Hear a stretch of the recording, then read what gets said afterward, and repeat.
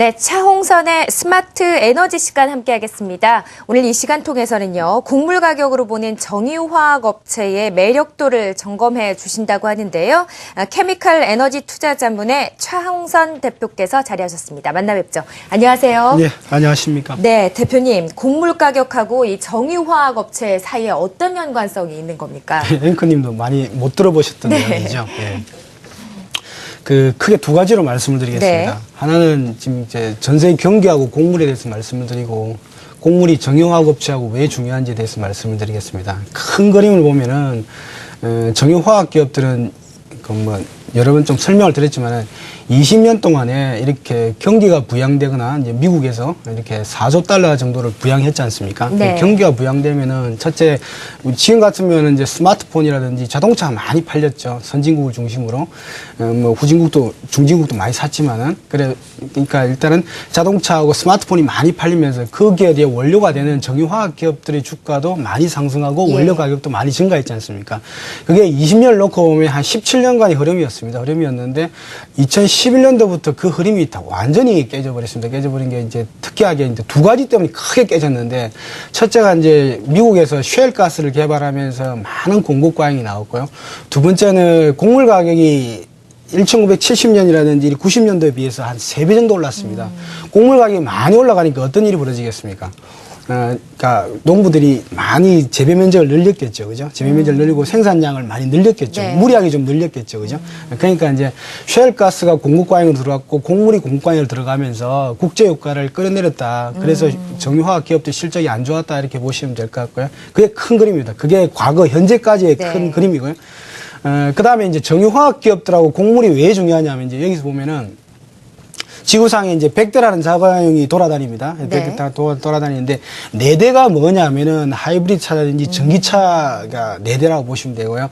그 다음 4대가 뭐냐 하면은 곡물을 통해서 움직입니다. 그러니까 굉장히 큰 거죠. 네. 우리나라는 전 세계가 지금 테슬라라든지 전기차, 도요타의 프리우스라든지 이런 데 열광하고 있지 않습니까? 그렇죠. 그게 4%밖에 안 되는데 나머지 또 4%가 100대 중에 4대가 곡물로 움직입니다. 그래서 그냥 100대 중에 4대는 이게 옥수수로 가는 차구나. 이게 콩으로 가는 차구나. 이렇게 보시면 돼요. 좀 특이하죠. 네. 근데 이제 우리나라는 이렇게 비중이 좀 낮습니다. 한 1.5%밖에, 1%에서 1.5%밖에 안 되는데, 브라질 같은 경우는 100대 중에 30대가 곡물로 갑니다. 굉장히 크죠. 네. 미국은 100대 중에 6대가 갑니다. 크죠. 전 세계 중에 100대가 4대라도 항상 미국이라든지 서방 국가들은 이 차, 곡물로 가는 차가 비중이 높습니다. 네네. 그러니까 예를 들면 국제유가가 급등하게 되면은 곡물로 가는 차를 만들면 되는 거죠. 그죠? 그 다음 만들면 되는 거고. 지금 같으면은 셰일가스에서 셰일가스가 보면은 이제 등유 가격을 끌어들이고 경유 가격을 끌어내리지 않습니까? 그러니까 이제 유가를 끌어내리는 형태. 그러니까 요약해서 말씀드리면 곡물 가격이 상당히 중요하다. 그러니까 100% 중에 4%? 그러니까 전기차가 4%, 곡물이 4%였다 이렇게 보시면 됩니다. 예.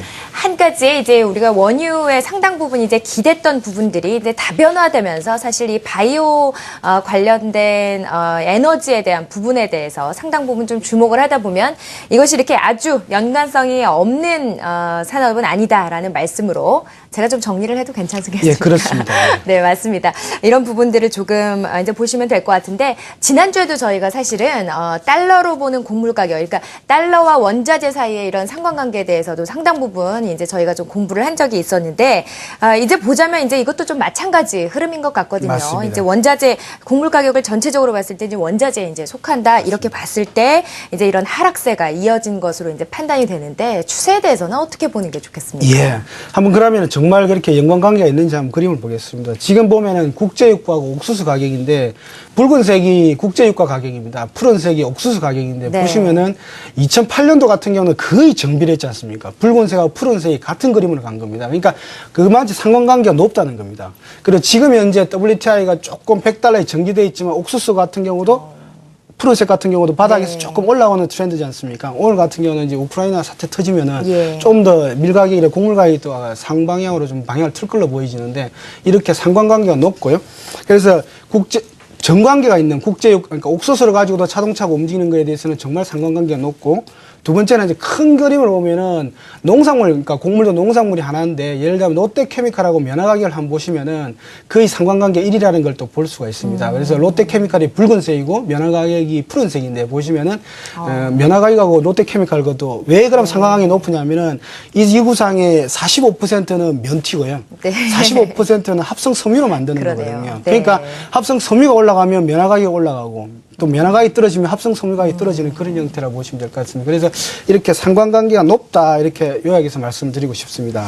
네, 곡물 가격의 이제 흐름에 따라서 이제 정유화학 업체의 전반적인 그런 이제 영향을 어느 정도 이익에 미칠까 부분에 대해서도 저희가 뭐 주가 흐름을 이렇게 그려주시니까 사실 쉽게 알 수 있을 것 같은데 어느 정도로 예상하고 계신 겁니까? 지금 정유기업하고 옥수수 가격이 나오고 있지만은 2011년도에 정유기업이 예를 들면 SK 이노베이션 같은 경우는 2.4조 원에서 작년 같은 경우 1.4조 원까지 많이 하락을 했지 않습니까? 이게 정유 3사입니다.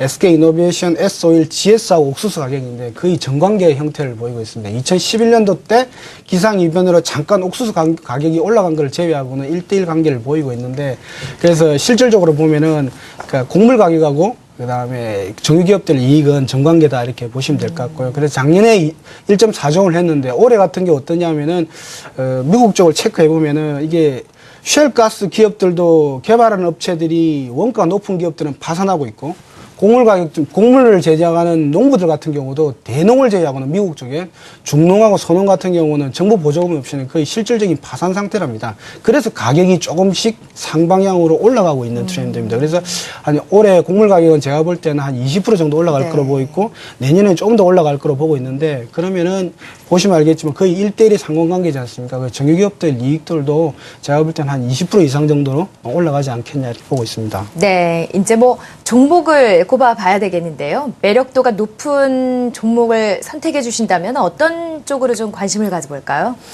이게 곡물이 영향을 미치는 기업은 참 많습니다. 크게 세 가지로 나눠볼 수 있는데요. 네. 그러니까 옥수수 가격이 올라갈 것 같아. 옥수수 가격이 올라가고 있습니다. 그러면은 정유 3사가 참 매력도가 있고요. SK 이노베이션이라든지 S-오일이라든지 GS가 3사가 있고요. 지금 좀 말씀드렸지만 옥수수나 면화 가격이라 또 정관계로 올라가거든요. 천연고무도 정관계로 올라가는데 면화 가격 같은 경우 올라간다를 생각되면 롯데케미칼이라든지 네. 뭐 LG화학이라든지 그다음에 이런 기업들 예를 들면은 폴리에스터에 있는 기업들이 많이 이제 긍정적일 거로 보여지고 있습니다. 그래서 천연고무가 올라가면 또 금호석이 올라가는데 그래서 기업이 이렇게 한두 개 기업에 걸려 있는 거는 아닙니다. 그래서 제가 볼 때는 그러면은 너무 많다. 기업이 많으면은 포트폴리오를 구성하시든지 아니면 제가 볼 때는 요즘에 보니까 상장 거래 지수 펀드도 좋더라고요. 그렇죠. ETF요. 네. 에너지 화학 쪽에 뭐 4개 정도가 상장돼 있는데 그거를 제가 볼 때는 좀 비례적으로 투자하시는 것도 곡물 가격이라든지 가스 가격이 올라가니까 제가 볼 때는 에너지 화학이 좋아지니까 나는 기업별에 대해서 화학이 좀 기업별로 따라가기 힘들지 않습니까? 네. 그러면 제가 볼 때는 오히려 뭐 ETF 쪽도 화학 쪽, 에너지 화학 쪽 투자하시는 것도 괜찮지 않나 이렇게 보고 있습니다. 네. 특히나 이 정유화학 업체들이 최근에 좀 부진한데 여러분들 좀 이런 전망들 가지고 해보시면 좋을 것 같습니다. 곡물 가격으로 본 정유화학 업체에 대한 투자 포인트들 함께 했고요. 오늘 차홍선의 스마트 에너지, 케미칼 에너지 투자자문의 차홍선 대표와 함께 했습니다. 대표님 고맙습니다.